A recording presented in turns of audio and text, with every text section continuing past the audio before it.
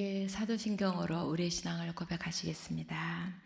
전능하사 천지를 만드신 하나님 아버지를 내가 믿사오며 그 외아들 우리 주 예수 그리스도를 믿사오니 이는 성령으로 잉태하사 동정녀 마리아에게 나시고 본디오 빌라도에게 고난을 받으사 십자가에 못 박혀 죽으시고 장사한 지 사흘 만에 죽은 자 가운데서 다시 살아나시며 하늘에 오르사 전능하신 하나님 우편에 앉아 계시다가 저리로서 산자와 죽은 자를 심판하러 오시리라. 성령을 믿사오며 거룩한 공회와 성도가 서로 교통하는 것과 죄를 사하여 주시는 것과 몸이 다시 사는 것과 영원히 사는 것을 믿사옵나이다. 아멘. 오늘 부를 찬송은 548장입니다. 찬송가 548장. 먼저 가사를 읽어보겠습니다.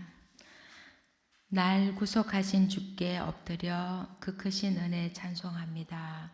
내 연약함을 긍휼히 보사 근심과 걱정 맡아 주소서. 자비와 은혜 충만하신 주 진리로 우리 다스리시네. 우리의 마음 방황할 때에 갈 길을 비춰 인도하소서. 주님은 우리의 생명이시며 진리와 길이 되시나이다. 믿음과 소망 항상 주시사 섬기며 봉사하게 하소서. 주님의 사랑 한량 없으니 나 같은 죄인 주 안에 살고 내 안에 주님 항상 계시니 죄악이 나를 주장 못하네. 우리가 구원 얻을 때까지 믿음에 굳게 세워주시고 은혜와 진리 넘치게 하사 주님 뜻 이루어지게 하소서. 아멘. 다 함께 찬양하시겠습니다.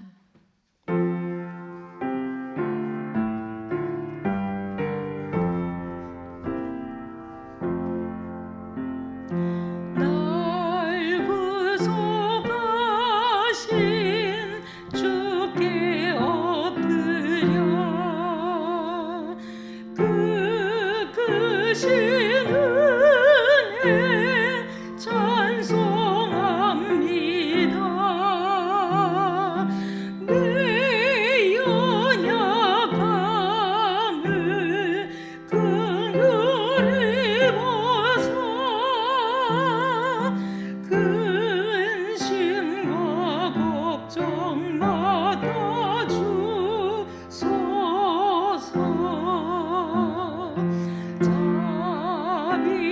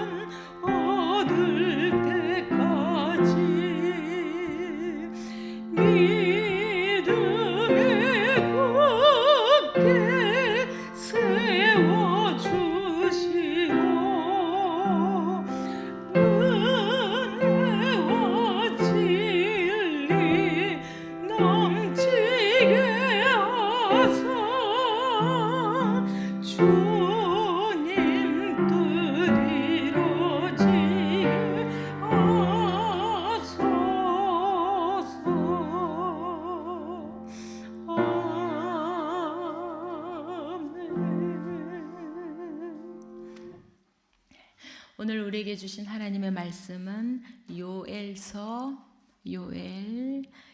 12절에서 17절까지입니다. 요엘 2장 12절에서 17절까지입니다. 다 함께 한 목소리를 읽겠습니다. 여호와의 말씀에 너희는 이제라도 금식하고 울며 애통하고 마음을 다하여 내게로 돌아오라 하셨나니 너희는 옷을 찢지 말고 마음을 찢고 너희 하나님 여호와께로 돌아올지어다.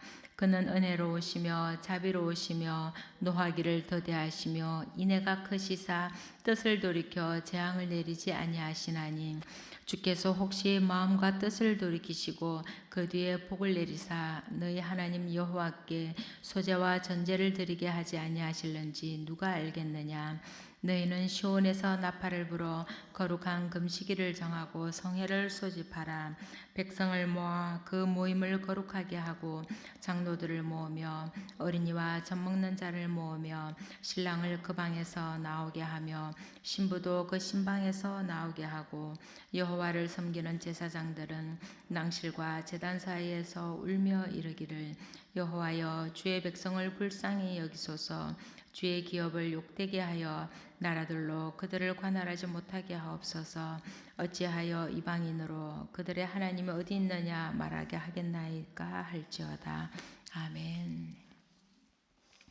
요엘서는 하나님의 주권으로 이루어지는 심판과 회개와 구원에 대해서 이야기하고 있습니다. 요엘 선지자는 부두엘의 아들인 것만 알 수 있을 뿐 그가 어느 시대에 살았는지는 정확하게 알 수가 없습니다. 그 어느 때에 그 땅에서 이전에는 결코 본 적이 없는 메뚜기 재앙을 경험했습니다. 새까맣게 밀려든 메뚜기 떼는 포도나무를 망쳐놓고 무화과 나무 껍질까지 다 벗겨 모든 가지가 하얗게 말라버리게 했습니다. 초록이 사라진 목초지는 마치 불에 탄 것처럼 황폐하게 되었으며 동물마저 고통을 당해야 했습니다. 수확이 도저히 불가능하게 되었고 곡물 창고는 텅 비었습니다. 이로 인해 이스라엘 백성은 먹을 것이 없어 고통을 당하였고 하나님께 드릴 수확물도 더 이상 얻을 수가 없었습니다. 요엘 선지자는 이런 메뚜기 재앙이 하나님으로부터 비롯된 심판임을 알았습니다. 나아가 그는 메뚜기 재앙을 통해서 여호와의 날이 다가오고 있음을 느꼈습니다. 그리하여 오늘의 본문인 2장은 여호와의 날이 임박했다는 경고의 나팔을 부는 것으로 시작하고 있습니다. 여호와의 날은 어둡고 캄캄한 날이요 짙은 구름이 덮인 날입니다. 여호와의 날이 임할 대재앙으로 인해 사람들은 질리고 낯빛이 하얗게 될 것입니다. 그들은 혼이 빠지고 넋이 나가는 큰 공포에 휩싸이게 될 것입니다. 그처럼 두려운 여호와의 날이 임하면 심판을 당해낼 자가 아무도 없을 것입니다. 그리하여 11절에서는 여호와께서 직접 그 심판의 날에 선두에 서서 심판을 진행하심으로써 여호와의 날은 어떤 인간이든 그 누구도 감당할 수 없음을 최종적으로 못 받고 있습니다. 그러나 요엘 선지자를 통해 하나님은 말씀하십니다. 이제라도 금식하고 울며 애통해하고 마음을 다하여 내게로 돌아오라고 말입니다. 이제라도란 말은 모든 것이 끝장나 버린 것 같은 상황일지라도 도저히 다시 회복할 수 없을 것이라고 생각될 때도라는 의미입니다. 모든 것이 끝났다고 생각될 때 다시 일어설 수 있는 사람은 많지 않을 것입니다.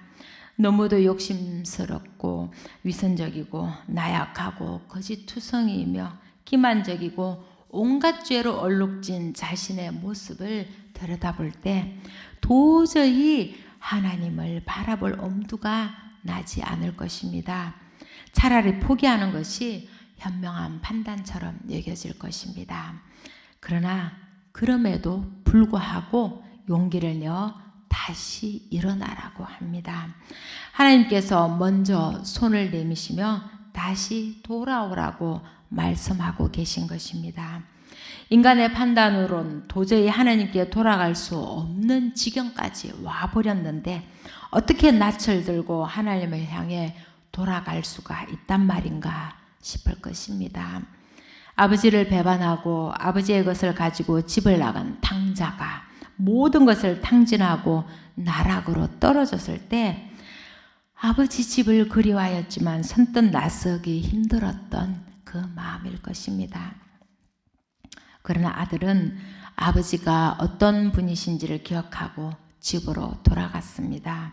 아버지는 돌아온 아들을 기쁨으로 맞아주었고 모든 것을 회복시켜 주었습니다.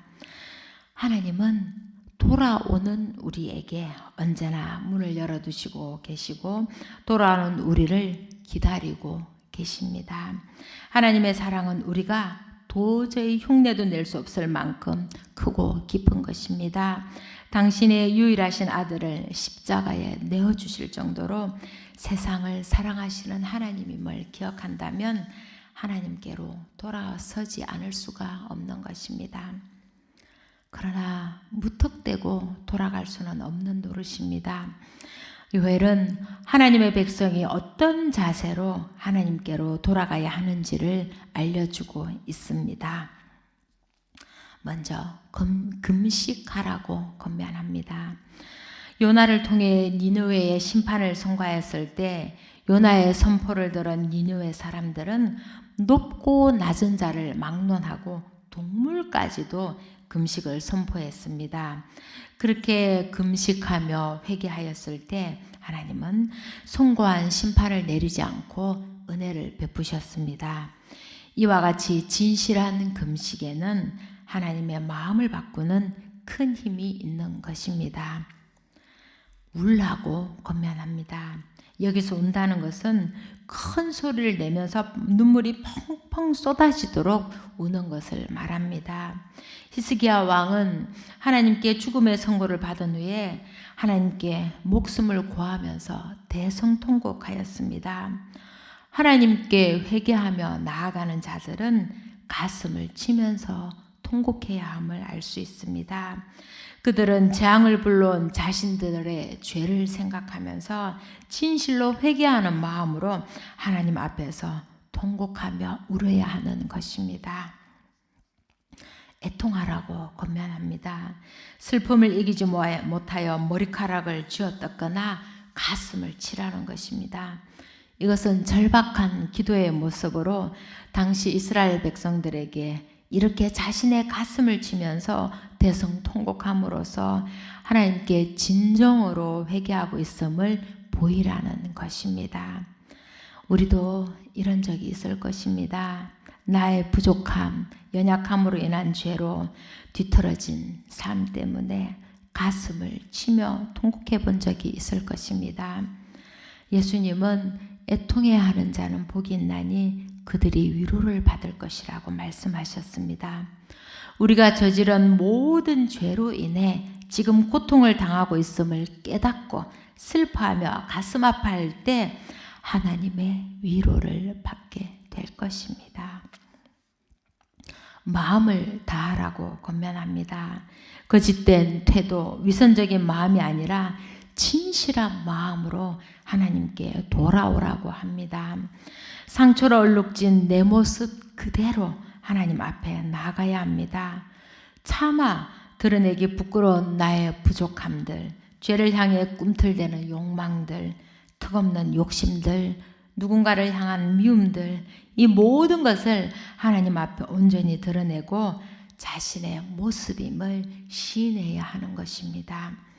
그렇게 아프게 내 모습을 드러내고 하나님 앞에서 깨어짐을 경험할 때 우리는 한 단계 더 나은 신앙인으로 성숙할 수 있을 것입니다.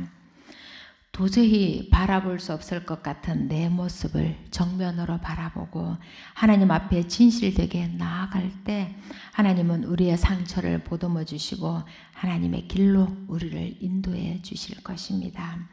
그렇게 우리는 끊임없이 하나님만을 바라보아야 하는 것입니다. 13절에서 요엘은 옷을 찢지 말고 마음을 찢고 여호와 하나님께로 돌아오라고 합니다. 옷을 찢는 것은 회개의 표시로 보일 수도 있지만 그것이 자칫 형식적인 행동으로 끝나고 말지도 모른다는 우려에서 하는 말입니다. 마음으로 깊이 회개하지 않았음에도 행동으로 옷만 찢을 수도 있기 때문입니다. 그러므로 진정으로 회개한다면 그들의 마음을 찢어야 하는 것입니다. 마음을 찢는다는 것은 상한 심령으로 통회하는 것을 말합니다. 그렇게 죄악으로 물든 자신의 심령, 자신의 모든 삶을 회개하고 삶을 변화시키라는 것입니다. 그렇게 우리의 변화된 모습을 통해 하나님께로 온전히 돌아왔음을 우리는 증명할 수가 있게 되는 것입니다. 우리가 심판을 받을 수밖에 없는 죄인임에도 불구하고 하나님께 돌아올 수 있는 것은 하나님의 성품 때문입니다. 하나님은 은혜로우시며 자비로우시며 노하기를 더디하시며 인애가 크시사 뜻을 돌이켜 재앙을 내리지 아니하시는 분이십니다. 은혜는 자격이 없는 자에게 베푸시는 하나님의 과분한 후위입니다. 값없이 주시는 은혜 말입니다. 자비로우심은 자궁 속에 아이를 품은 어머니가 아이에게 갖게 되는 뜨거운 사랑의 마음을 의미합니다.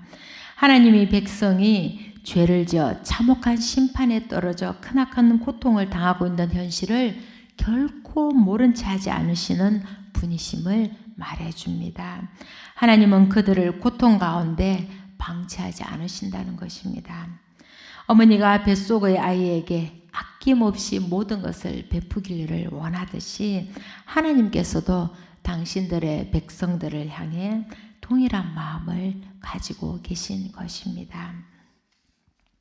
하나님은 노하기를 더디하십니다. 죄인들이 심판을 당하기 전에 회개하고 돌아올 수 있는 그런 기회를 주신다는 것입니다. 길이 참으시는 하나님의 성품을 이해하고 더 큰 심판을 당하기 전에 그분에게로 돌아와야 합니다.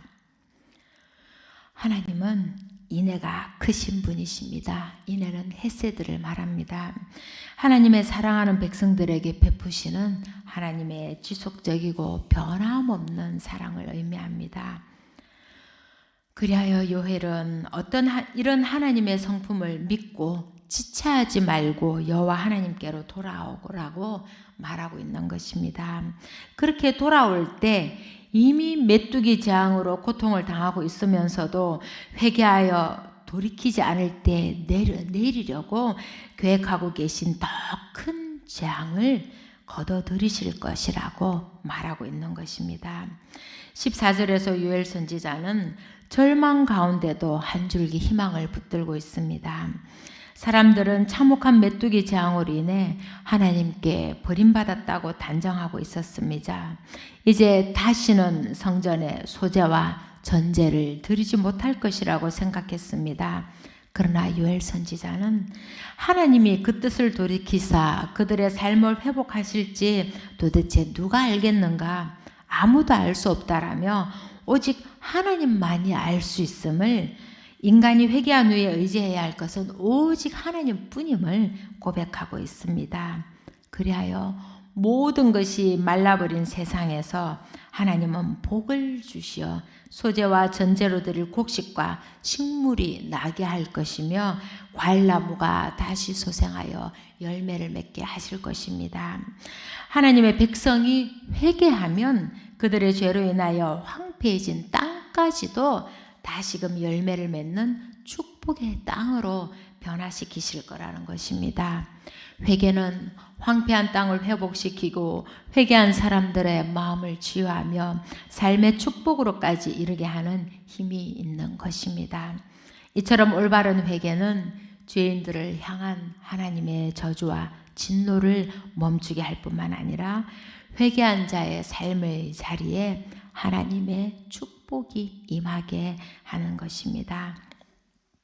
그러므로 이제 나팔을 불어 성회를 소집하라고 합니다. 이 땅에 일어나는 모든 죄악은 한 사람의 죄로 끝나는 것이 아니라 공동체의 죄로 공동체 전체가 책임을 져야 한다는 것입니다. 죄로 인해 사람들의 땅에서 일어난 재난에 대해서 모두가 책임을 지고 다 함께 한 마음으로 철저히 회개해야 하는 것입니다. 그래서 성회에 참석해야 하는 사람은 누구도 예외일 수가 없습니다. 노인도 어린이도 젖먹는 아기뿐만 아니라 전쟁에서 제외되었던 갓 결혼한 신랑과 신부까지도 다 모여야 합니다. 그렇게 그들은 재난에 대한 책임을 함께 나누기 위해 함께 모여서 금식하고 회개해야 하는 것입니다. 그렇게 할 때 그들은 미래의 희망 또한 나누어 가지게 되는 것입니다. 이렇게 요엘 선지자는 이스라엘 백성들을 향해 하나님께로 돌아오라고 촉구하고 있습니다.